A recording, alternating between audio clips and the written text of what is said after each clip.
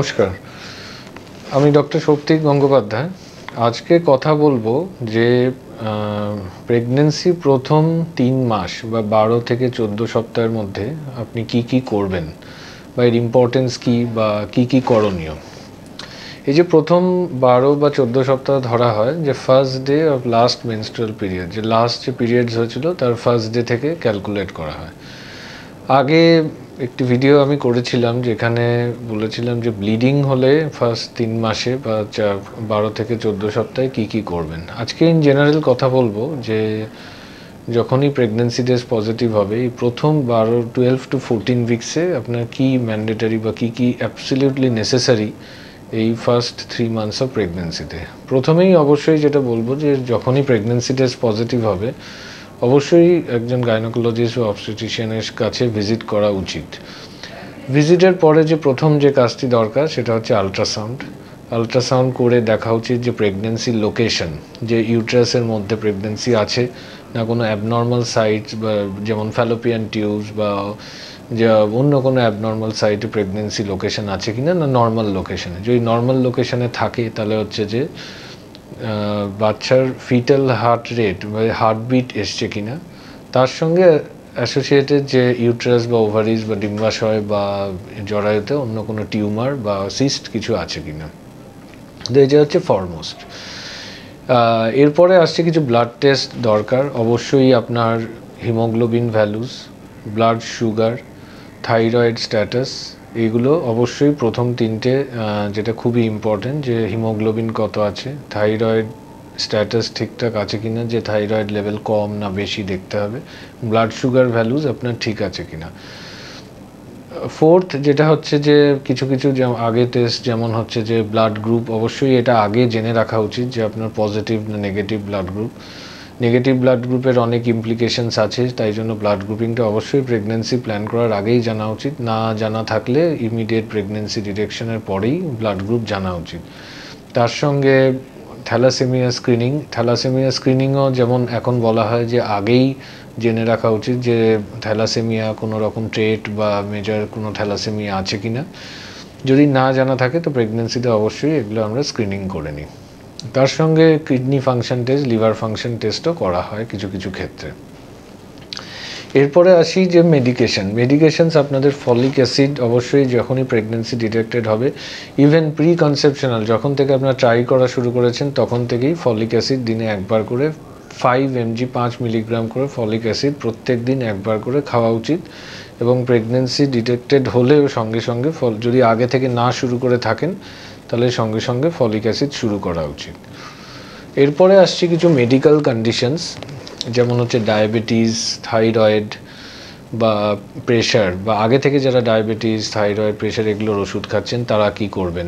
Diabetes হলে অবশ্যই সবসময় বলি যে প্ল্যান প্রেগন্যান্সি হওয়া উচিত, যে আপনার ব্লাড সুগার কন্ট্রোলে থাকবে, যেমন ফাস্টিং 100-র নিচে প্রেফারেবলি এবং পিপি 120-র নিচে থাকতে হবে। HbA1c বলে একটি ব্লাড টেস্ট হয় যেটা মাপে যে লাস্ট 3 মাসে আপনার প্রেগন্যান্সির এই ব্লাড সুগারের কীরকম কন্ট্রোল ছিল, তো সেটা প্রেফারেবলি <7 হতে হবে এবং সবথেকে ভালো 6.5-এর কাছাকাছি হলে সবথেকে বেস্ট, যে আপনার তাহলে blood sugar value absolutely control. এটা অবশ্যই একজন এন্ডোক্রিনোলজিস্ট মানে যিনি ডায়াবেটিস ট্রিটমেন্ট করেন তার পরামর্শে করা উচিত। এবং প্রেগন্যান্সি এলে অবশ্যই যেগুলো অনেক কিছু ওরাল ট্যাবলেটস যে প্রেগন্যান্সির আগে দেওয়া হয় সেগুলো প্রেগন্যান্সির প্ল্যানিং করলে কিছু ট্যাবলেট আছে যেগুলো প্রেগন্যান্সিতে খাওয়া যায় না, সেই ট্যাবলেট অনেক সময় চেঞ্জ করে যেগুলো প্রেগন্যান্সি সেফ সেগুলো করা হয় যাতে আপনারা প্রেগন্যান্সিতে কন্টিনিউ করতে পারেন।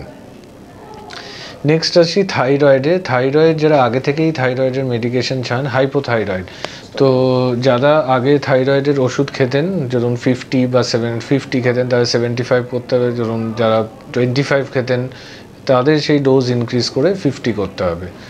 এরপরে আসি ধরুন প্রেশারেরও হচ্ছে যে ব্যাপার যে আপনার যেন ব্লাড প্রেশার অ্যাবসলিউটলি কন্ট্রোল থাকে বিফোর আপনারা প্রেগন্যান্সি প্ল্যান করছেন। এবং কিছু যেমন অ্যান্টি হাইপারটেনসিভ প্রেগন্যান্সিতে সেফ নয়, সেগুলো অবশ্যই কার্ডিওলজিস্টকে দেখিয়ে সেই ওষুধগুলো কনভার্ট করতে হবে যেগুলো প্রেগন্যান্সি সেফ, যাতে আপনার প্রেগন্যান্সিতে কন্টিনিউ করতে পারেন। এরপরেও আসছে কিছু রেয়ার হার্ট ডিজিজ যদি থাকে, অবশ্যই কার্ডিওলজিস্টের পরামর্শে সেভাবে অ্যাবসলিউটলি অপটিমাইজ করে যে আপনার কার্ডিয়াক ফাংশন, তারপরেই প্রেগন্যান্সি প্ল্যান করা উচিত। জেনারেল কিছু অ্যাডভাইস, যে অবভিয়াসলি বেশি করে জল খাবেন, এবং হচ্ছে যে খুব অনেক ক্ষেত্রে ফল বা হচ্ছে যে ভেজিটেবলস এগুলো খাওয়া উচিত। In general protein rich diet, যেমন ডিম, চিকেন, এগুলো তো খেতেই পারেন। লাইট ওয়াকিং অবশ্যই আপনারা করতে পারেন। ইয়োগা, বেড রেস্ট তো অ্যাবসলিউটলি রেকমেন্ডেড নয়। তো এই মেজার্স আপনি ইন জেনারেল মেজার্স নিতে পারেন। এর থেকে এরপরে সবথেকে মোস্ট ইম্পর্টেন্ট যেটা হচ্ছে 3 মাসে বা 12 সপ্তাহের মাথায় ফার্স্ট ট্রাইমেস্টার স্ক্রিনিং করতে হয়, যেটা আমরা বলি ডাবল মার্কার টেস্ট বা এনটি স্ক্যান। এগুলো করা হয় যে ডাউন সিনড্রোম ডিটেকশনের জন্য। এটা অ্যাবসলিউটলি ম্যান্ডেটারি। এই যে আলট্রাসাউন্ড বা ব্লাড টেস্ট করা হয়, শুধু ডাউন সিনড্রোম নয়, আরও অনেক কিছু বেবির অ্যাবনর্মালিটি ধরা পড়ে। এই টেস্টের কিছু টাইমিং আছে, যে আপনাকে 11 থেকে 13 সপ্তাহের মধ্যেই করতে হয়। তো আমরা ইন জেনারেল 12 সপ্তাহ বলি। তো 12 সপ্তাহে আপনাদের মাথায় রাখতে হবে যে এই টেস্টটা আলট্রাসাউন্ড উইথ ব্লাড টেস্ট এবং কম্বাইন করে একটা রিস্ক স্ট্র্যাটিফিকেশন করা হয়, যে আপনার খুব হাই রিস্ক আছে না low risk for down syndrome plus other chromosomal disorders. যদি লো রিস্ক হয় আর কিছু করার দরকার পড়ে না, কিন্তু যদি হাই রিস্ক হয় আরও কিছু টেস্ট আছে ডিটেক্ট করার জন্য, যে আপনার পরবর্তী বাচ্চার কোনো ক্রোমোজোমাল বা স্ট্রাকচারাল, যে হার্টের বা অন্যান্য যা কোনো প্রবলেম আছে কিনা সেটা ইভ্যালুয়েট করার জন্য।